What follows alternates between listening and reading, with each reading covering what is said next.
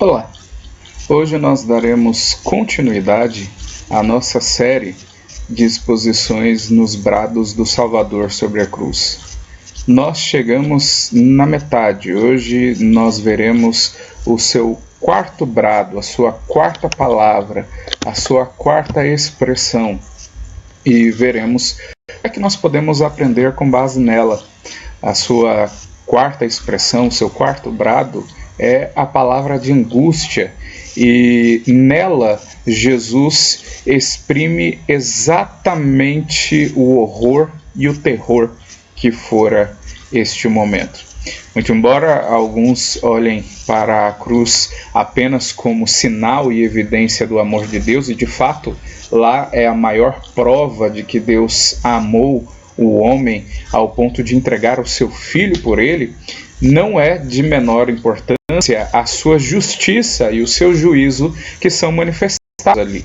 Pelo contrário, tanto quanto a cruz é a maior prova do amor de Deus, a cruz também é uma das maiores manifestações, provas, evidências de sua justiça e do seu juízo. Sim, o castigo que era nosso fora derramado sobre Jesus, e nessa expressão, nesse seu quarto brado, nós veremos exatamente isso.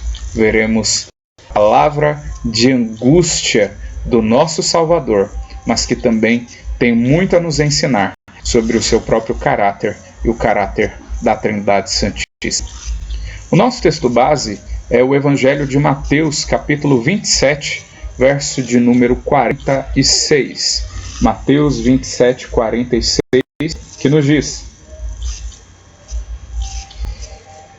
Por volta da hora nona, clamou Jesus em alta voz, dizendo: Eli, Eli, lama sabachthani, o que quer dizer: Deus meu,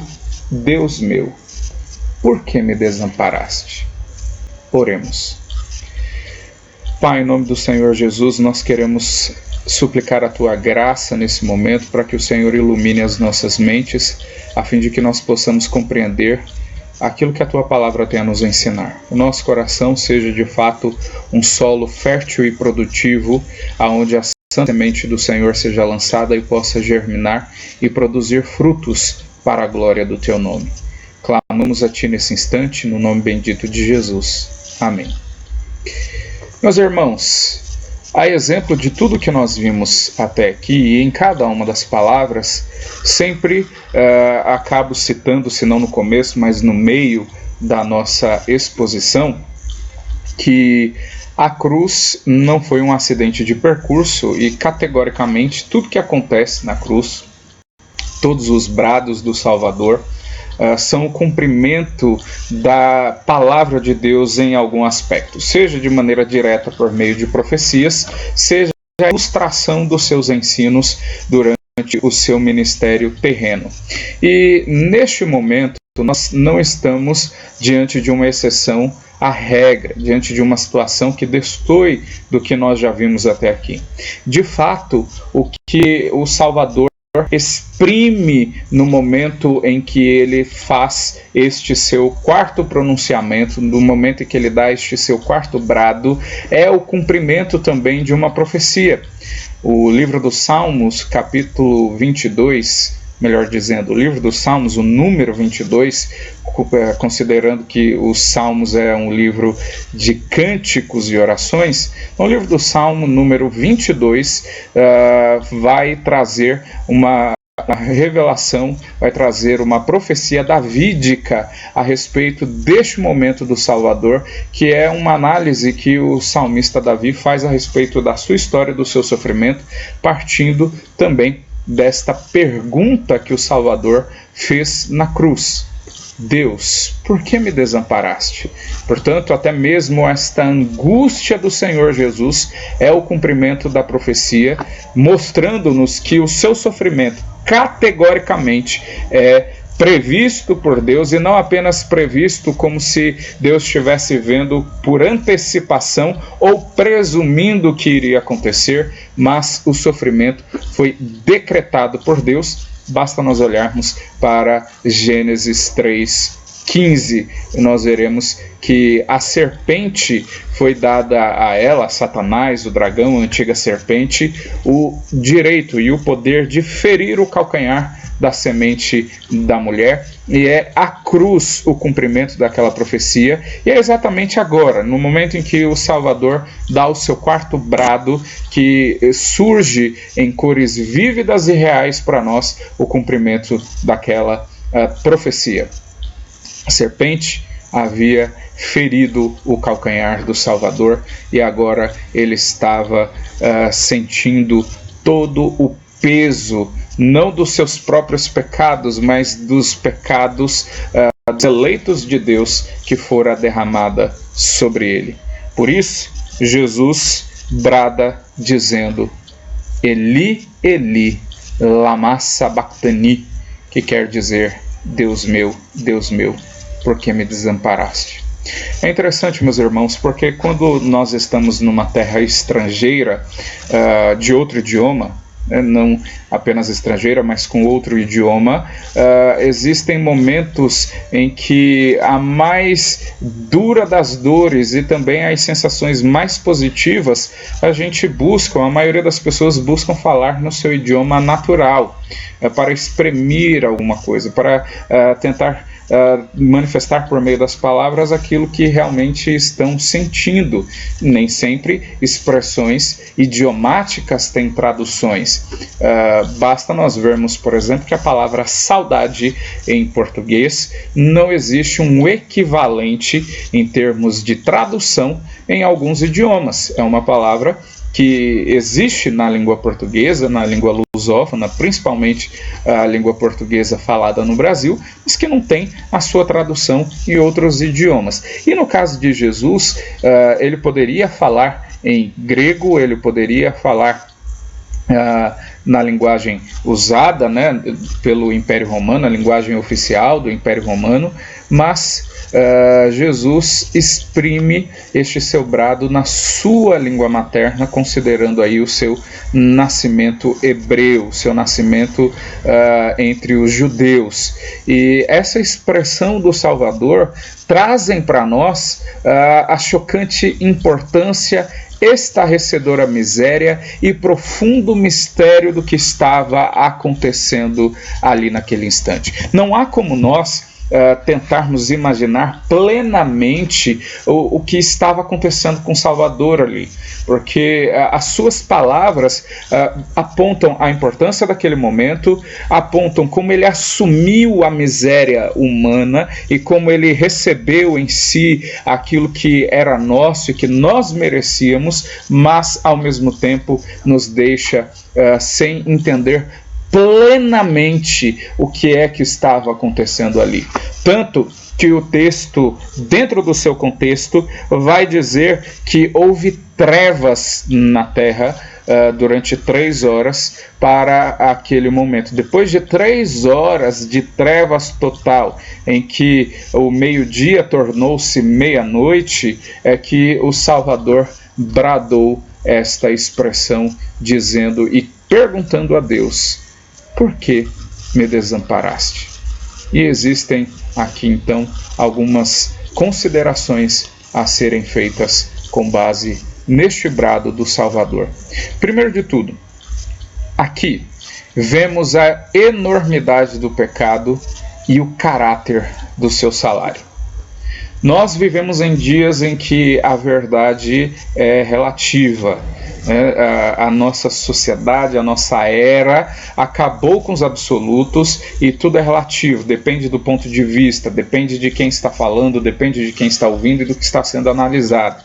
Porém, quando se trata das verdades de Deus, já dizia Calvino, toda verdade é verdade de Deus, logo, Deus não trabalha com valores que não sejam absolutos, Deus não trabalha com a relatividade dos termos, com a relatividade da verdade. Pelo contrário, Deus estabelece padrões, caminhos, e são eles necessários e terrivelmente necessários para orientar e também para trazer um padrão ético e moral segundo o princípio de Deus, um padrão de conduta e de vida segundo o princípio absoluto de Deus. Neste sentido, quando nós olhamos para o que o Salvador bradou sobre a cruz, nós temos noção de que o pecado não é uma questão de consciência humana ou de ponto de vista do homem, mas o pecado é algo terrível, é algo sério, cujo salário do pecado é a morte. Paulo, escrevendo aos Romanos, no capítulo 6, verso de número 23, vai dizer categoricamente que o salário do pecado é a morte. E neste momento em que o Salvador está na cruz, ele está diante de um Deus justo, de um Deus que é santo, de um Deus que é puríssimo em tudo quanto faz e na sua própria essência. E por causa disso, por causa dos pecados da humanidade, e vale lembrar que os seus acusadores, embora estivessem acusando e levaram ele a julgamento, os que o julgaram não encontraram nele mácula, dolo, culpa alguma, mas o povo estava clamando, crucifica-o, crucifica-o. E por uma questão de média política, atendeu-se à voz da democracia, o que prova que a voz do povo, humanamente falando, nem sempre é a voz de Deus, embora dentro dos decretos eternos de Deus, de fato, era aquilo que Deus havia decretado. Mas neste ponto, Jesus mostra para nós, a sua cruz mostra para nós como o pecado ele é algo terrível, ele não é brincadeira. Ele não é algo que nós possamos simplesmente passar uma borracha nele e fazer de conta que não existe ou que não traga consequências terríveis, até porque a nossa consideração de certo e errado, ela sim é infelizmente relativa, porque ela depende do momento, ela depende do ato em si e do quanto nós estamos simpatizantes deste ou daquele ato.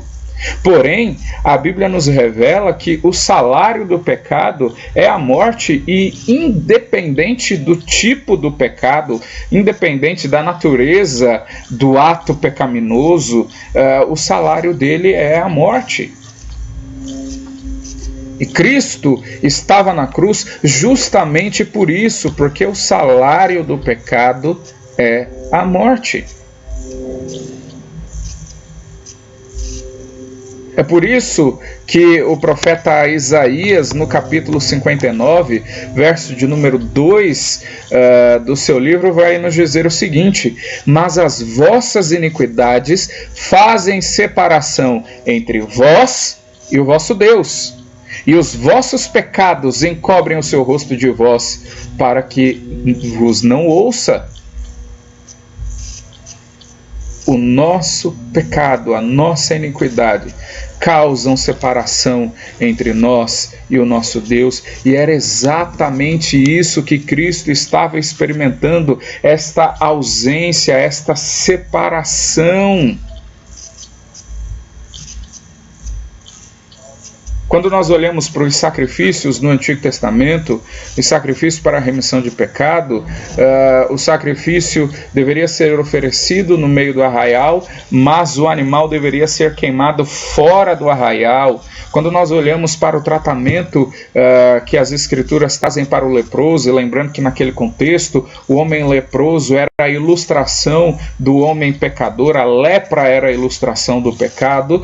Quando alguém era leproso, ele era retirado do meio do arraial de Deus e deveria viver fora da cidade, fora do arraial, fora do convívio entre os demais israelitas, entre os demais do povo de Deus, simbolizando exatamente essa ideia de separação, aquilo que está maculado pelo pecado, aquilo que está manchado pelo pecado não pode estar diante dos olhos de Deus, não pode estar diante de Deus, por isso é separado para fora, para longe do seu arraial, para longe do seu povo. E Cristo estava experimentando exatamente esta separação. Cristo estava experimentando exatamente o desamparo nesse sentido. Deus o havia rejeitado, Deus havia virado a sua face, deixado Cristo ali, humanamente falando, para que ele experimentasse, para que ele levasse em si o peso e a consequência dos pecados do homem. Isto porque aqui nós vemos a absoluta santidade e a inflexível justiça de Deus.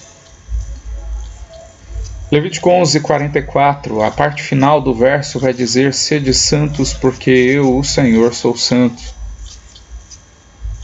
Pedro, na sua primeira epístola, cita isso no capítulo 1 também, e cita literalmente esse verso, dizendo: sede santos, porque eu sou santo. Lamentavelmente, nós somos tendenciosos a olhar a cruz apenas como uma manifestação do amor de Deus, e de fato existem frases aí dizendo que a cruz é o púlpito onde Cristo pregou o amor. É verdade, mas não foi apenas o seu amor, mas também a santidade e a justiça de Deus, porque o Cristo estava sendo crucificado, o Cordeiro Pascual estava sendo imolado, estava sendo morto, justamente porque Deus é santo e porque, apesar de ser eternamente amor, é também eternamente justiça, e um não se sobressai sobre o outro. As duas características pertencem ao mesmo Deus, são partes da essência do mesmo Deus, elas não se contradizem e uma não é superestimada em detrimento da outra. Por causa da justiça de Deus, para que ele manifestasse o seu amor, não de maneira inconsequente, não de maneira a ser conivente com o erro, com o pecado, mas de maneira reta, de maneira santa, por causa da sua própria natureza reta e santa. A cruz foi onde Deus derramou o cálice da ira que estava destinada aos ímpios, mas para os eleitos de Deus foi derramada sobre Cristo Jesus. Confissão de Fé de Westminster, adotada como sistema expositivo de doutrinas na Igreja Presbiteriana do Brasil, lá no capítulo 2, que trata de Deus e a Santíssima Trindade, logo no primeiro parágrafo, nos fala um pouco a respeito disso, nos dizendo o seguinte: há um só Deus vivo e verdadeiro, o qual é infinito em seu ser e perfeições. Ele é um espírito puríssimo, invisível, sem corpo, membros ou paixões, é imutável, imenso, eterno, incompreensível, onipotente, onisciente, santíssimo, completamente livre e absoluto, fazendo tudo para a sua própria glória e segundo o conselho da sua própria vontade, que é reta e imutável. É cheio de amor, é gracioso, misericordioso, longânimo, muito bondoso e verdadeiro remunerador dos que o buscam.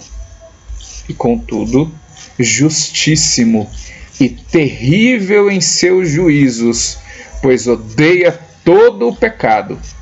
De modo algum terá por inocente culpado.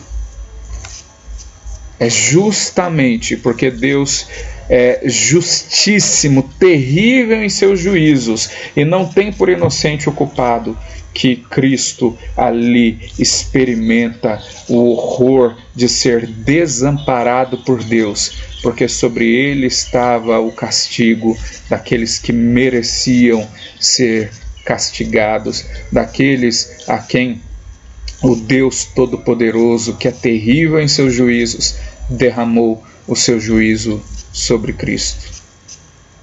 Não é que Deus tenha decidido amar, pronto e acabou. Não é que Deus decidiu passar uma borracha sobre as nossas falhas, e muito menos que agora ele perdoa tudo à torto e à direito, porque os padrões de certo e errado mudaram. O preço continuou sendo cobrado, porém Cristo pagou. Por isso ele também bradará mais adiante, dizendo: está consumado, está pago. O juízo foi derramado, a justiça foi satisfeita, porque Deus é santo. Deus meu, por que me desamparaste? Aqui nós vemos a explicação do Getsemane. O Evangelho de Lucas, no capítulo 22, versos 40 a 44, nos narram este episódio, que também é citado nos outros evangelhos, mas neste há o acréscimo de um detalhe. O texto nos diz o seguinte: chegando ao lugar escolhido, Jesus lhes disse: orai para que não entreis em tentação. Ele, por sua vez, se afastou cerca de um tiro de pedra e de joelhos orava, dizendo: Pai, se queres, passa de mim este cálice. Contudo, não se faça a minha vontade, e sim a tua. Então lhe apareceu o anjo do céu que o confortava, e estando em agonia, orava mais intensamente. E aconteceu que o seu suor se tornou como gotas de sangue caindo sobre a terra. O peso, a pressão dos nossos pecados sobre Cristo, a agonia daquele momento de saber que seria agora, que beberia agora o cálice da ira de Deus, agora que iria experimentar todo o rigor da parte de Deus Pai, que iria pagar o preço literalmente pela salvação dos seus eleitos, dos eleitos de Deus, daqueles que estão predestinados para a glória, segundo a carta de Paulo aos Romanos, aqueles a quem Deus de antemão escolheu e separou para si. Cristo estava sofrendo ao ponto do seu suor se tornar em gotas de sangue, e é no momento que ele brada dizendo: Deus meu, por que me desamparaste? Eli, Eli, lama sabachthani, é que nós temos a explicação, nós temos uma visão um pouco mais compreensível do porquê Cristo estava clamando e dizendo: se quiseres, passa de mim o teu cálice, contudo seja feita a sua vontade. E pelo preço da vontade de Deus, para satisfazer a justiça de Deus, seu suor verteu-se em sangue. Não há meio de nós entendermos uma coisa sem a outra. Não há como nós entendermos o que Cristo estava dizendo se nós não olharmos para a maneira como Deus tratava o pecado, como Deus abomina o pecado, como o peso dos nossos pecados que causam separação entre nós e o nosso Deus estava derramado sobre ele. Mas não há como nós entendermos o peso do que foi o Getsemane se nós não olharmos para o quarto brado do Salvador sobre a cruz. Deus derramou sobre ele o cálice da sua ira. Eli, Eli, lama sabachthani. Aqui vemos a inabalável fidelidade a Deus, o Salvador. O apóstolo Paulo, escrevendo aos Filipenses, no capítulo 2, nos versos 5 a 8, vai nos dizer que o Cristo, subsistindo na forma de Deus, não julgou com usurpação ser igual a Deus, antes assumiu a forma de servo, tornou-se homem e foi obediente até a morte de cruz. Veja que Cristo no Getsemane diz: Deus, se possível, Pai, passa de mim este cálice, mas ele bebe até a última gota, confiando na fidelidade de Deus. É interessante porque para aqueles por quem Cristo morreu, Cristo experimentou o desamparo de Deus, para que eles não fossem desamparados pelo Criador. E Cristo sabia disso. O Senhor Jesus experimentou a fidelidade de Deus nesse ponto, assumindo a forma de servo, morrendo, sendo obediente até a morrer a morte de cruz, para que a fidelidade de Deus pudesse ser estendida a nós e nós pudéssemos experimentar sem termos o preço eterno a pagar. É como se agora Deus olhasse para o seu povo e não mais enxergasse os seus pecados, porque os pecados do seu povo foram levados para a cruz com o nosso Senhor. É por isso que aqui nós temos a base da nossa salvação. O apóstolo Paulo vai nos dizer na carta aos Romanos que nós fomos crucificados com Cristo, a nossa velha natureza está crucificada com Jesus, porque no momento em que ele sofreu, no momento que ele experimentou esta sensação terrível, esta sensação tenebrosa de ser desamparado por Deus, ele estava propiciando a nossa salvação, e o livro do profeta Isaías vai nos dizer lá no capítulo 53, nos versos 5 e 6, que ele foi traspassado pelas nossas transgressões e moído pelas nossas iniquidades. O castigo que nos traz a paz estava sobre ele, e pelas suas pisaduras fomos sarados.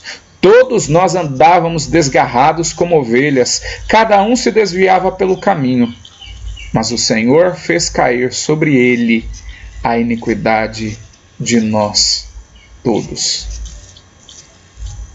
É porque ele sofreu, é porque ele pagou o preço, que nós agora podemos confiar na nossa salvação, que não depende dos nossos méritos para conquistá-la. Porque se isso fosse possível, nós perderíamos a nossa salvação. Graças a Deus que o fiador dela é Cristo, nosso Salvador, que foi em tudo perfeito e obediente, corrigindo aquilo que o primeiro Adão, o primeiro homem, o nosso primeiro representante, os nossos pais originais erraram e pecaram. Cristo corrigiu. Cristo nos redimiu. Sim, quando Cristo experimenta isto e diz: Eli, Eli, lama sabachthani, nós experimentamos junto dele a nossa salvação, porque ele experimentou em nosso lugar o nosso desterro, o nosso desamparo. Por isso, há uma canção antiga entre os cristãos em que, numa parte, caminhando para o final, ela diz: pois morreu a nossa morte para vivermos sua vida, nos trouxe grande salvação. Eli, Eli, lama sabachthani, que quer dizer: Deus meu, por que me desamparaste? Aqui vemos a suprema evidência do amor de Cristo por nós. Assim como a cruz, assim como a crucificação, assim como este ato foi a evidência da justiça e da santidade de Deus, e Deus derramou sobre ele o juízo, o cálice da sua ira, para que pudesse redimir e salvar o homem pecador sem que tivesse que anular o preço, sem que tivesse que anular a dívida, rasgar a dívida, mas a dívida precisava ser paga. A cruz também é a suprema evidência do amor de Cristo. Paulo vai nos dizer em Romanos 5,8 que Deus prova o seu próprio amor para conosco pelo fato de ter Cristo morrido por nós, quando nós ainda éramos pecadores, inimigos da sua cruz, éramos filhos da ira e da desobediência, como também os demais. Um dos textos mais citados e conhecidos das Escrituras, João 3,16, diz que Deus amou o mundo de tal maneira para que todo aquele que nele crê não pereça, mas tenha a vida eterna. E a vida eterna é esta, que creiam no Filho de Deus. Porque ele veio ao mundo para morrer, para assumir o nosso lugar no castigo, para receber em si tudo aquilo que estava destinado a nós. Nós é que deveríamos ser coroados com humilhação, zombados, escarnecidos, derrotados, pisados, moídos. Mas ele fez em nosso lugar. A Bíblia nos diz que ele se tornou maldito em nosso lugar, assumiu a maldição que estava sobre nós, para que agora pudéssemos receber as benesses da sua crucificação, da sua morte, da sua ressurreição e da sua ascensão aos céus. Não que isto não exija de nós uma mudança de vida ou um preço a ser pago. É óbvio que agora precisamos viver de maneira coerente com este santo evangelho, mas o preço eterno a ser pago por isto foi pago em Cristo. Deus não nos amou simplesmente e decidiu perdoar, mas satisfez a sua justiça derramando sobre Cristo aquilo que estava reservado a nós. Por isso, o amor de Deus é provado na cruz. Não porque o seu amor é maior do que a sua justiça, mas no exercício da sua justiça é que Deus prova o seu amor para conosco. Eli, Eli, lama sabachthani, que quer dizer: Deus meu, por que me desamparaste? Aqui vemos a destruição da esperança maior no juízo de Deus. Qual é a esperança maior? Bom, a esperança do ser humano é uma vida que não tem fim. Ninguém quer morrer. Não, se estiver em condições normais, físicas, mentais, emocionais. Nosso desejo é viver para sempre. Quando Adão pecou, recebemos o salário do pecado, que foi a morte física. Nossa vida não se estenderia para sempre, mas fisicamente passaríamos pela morte. Como consequência do salário do pecado original, recebemos a morte espiritual, que é a morte eterna. Mas Deus colocou a eternidade no coração do homem, e este tem a esperança de que a vida não acabe, de que ela se estenda.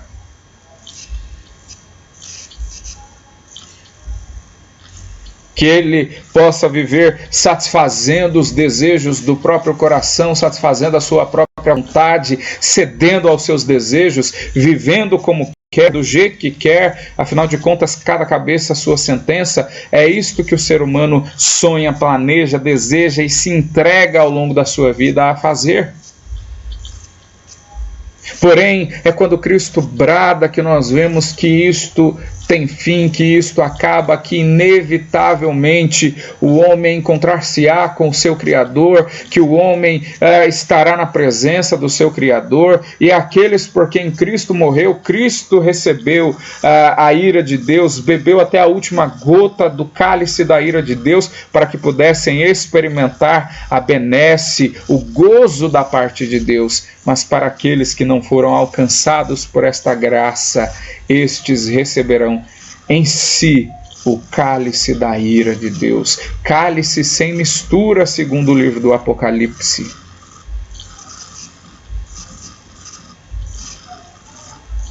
Por mais que o homem tenha o desejo de viver para sempre, por mais que este tenha o desejo de satisfazer as suas vontades, na cruz nós vemos que a vida tem fim, não apenas física, mas para além dela, a vida espiritual tem fim.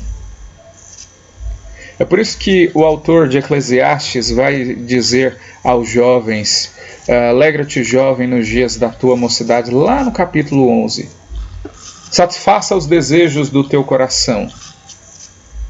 Mas ele não para por aí. Ele continua. Lembra-te, porém, que de todas estas coisas Deus te pedirá contas. E Deus é santo. Deus é justo. Deus é terrível em seus juízos. Viveremos como queremos, mas não viveremos para sempre, não no sentido espiritual. Para aqueles que não se renderem a Cristo, não forem alcançados pela sua graça e não recebê-lo como seu suficiente Salvador, estes também perceberão o desamparo da parte de Deus. Estes serão arrancados para fora da presença de Deus, lançados para o lago de fogo, onde haverá choro e ranger de dentes. Por isso, é preciso crer, nos submeter ao Cordeiro de Deus, a sua vontade, enquanto ainda gozamos desta vida. Meus irmãos, o que é que nós aprendemos então e podemos aplicar para nós? Primeiro de tudo, Deus é santo. Nós não somos. Isso não significa que nós não tenhamos um padrão de vida e não devemos nos esforçar por viver. A Bíblia é muito clara, nós precisamos ser santos tal e qual santo é o nosso Deus. Jesus, no Sermão da Montanha, diz que precisamos ser perfeitos como perfeito é o nosso Pai que está nos céus. Isso não nos é possível dentro de um ponto de vista humano, dentro da lógica humana. Primeiro porque o padrão de perfeição de Deus está para além daquilo que nós entendamos, daquilo que nós compreendemos como sendo perfeição. Segundo, porque a vida humana, ela necessariamente, no presente século, ela é existencialista, não necessariamente materialista, mas muito materialista, dependendo da influência, mas existencialista. Então, o padrão de perfeição, o padrão que nós temos hoje como sendo o objetivo da existência humana, refere-se apenas àquilo que é conveniente para a manutenção da existência humana. Porém, o nosso padrão é o padrão de Deus. Nós precisamos ser santos tal e qual santo é o Senhor nosso Deus. Precisamos entender, meus irmãos, que a cruz é a prova do amor de Deus, mas também é a prova da santidade e da justiça de Deus. Não podemos ceder ao discurso de que a cruz é amor, que Cristo pregou só o amor, que ele viveu só o amor, porque é mentira. Claro que ele pregou o amor, claro que ele viveu o amor, claro que ele morreu por amor. Mas o fez para satisfazer a justiça e o juízo de Deus, porque Deus é justo, tanto quanto na mesma proporção que é amor. Por isso traz responsabilidade para nós, responsabilidade para como nós vivemos as nossas vidas. Se o Senhor experimentou o horror daquele momento, para aqueles que não se renderem, não se submeterem à vontade do Cordeiro de Deus, expresse nas Sagradas Escrituras, e o se render aqui é no sentido de lutar para viver esta verdade, este padrão de santidade, este padrão de conduta e de vida. Para estes, o cálice da ira de Deus está reservado.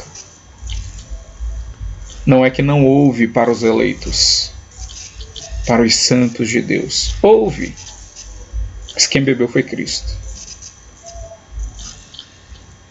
A cruz é a prova do seu amor, mas a cruz é a prova da justiça de Deus.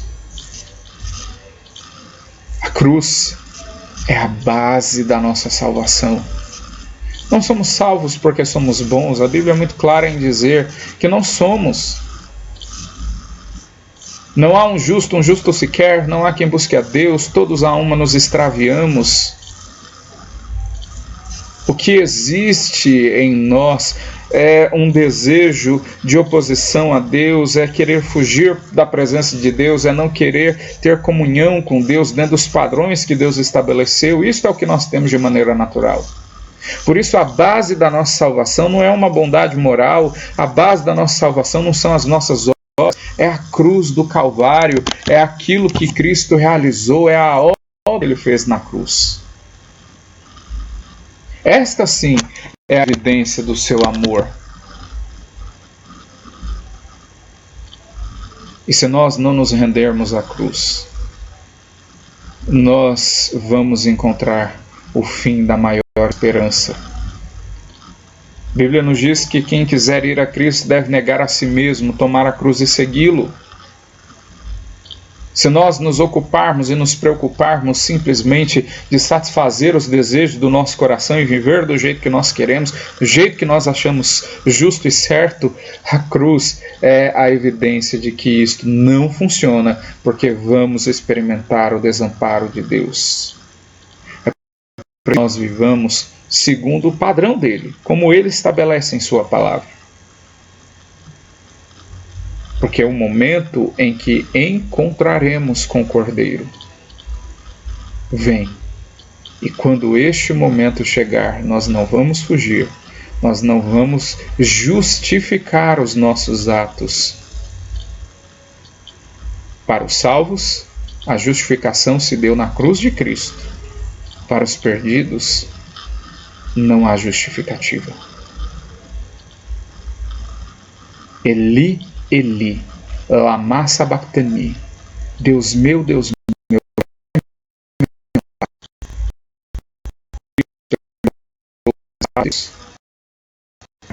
e eu não fizéssemos. Glória a Deus por isso. Vamos orar. Pai, te agradecemos porque é na cruz que nós encontramos a nossa salvação.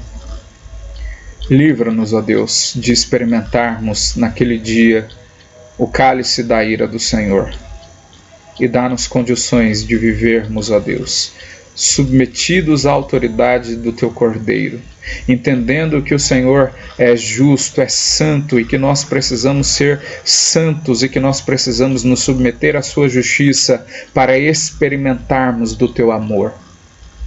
Obrigado porque o Senhor não é mais amor do que justo e nem mais justo do que amor, mas o seu amor é justo, a sua justiça é amorosa, é misericordiosa, é graciosa. Dá-nos consciência disso para que nós tenhamos repulsa ao pecado, nos ajuda a vivermos cada vez melhor dentro dos teus padrões. Ajuda-nos, santifica-nos, para que não experimentemos o cálice da ira do Senhor e não sejamos por ti desamparados. Oramos no nome de Jesus. Amém.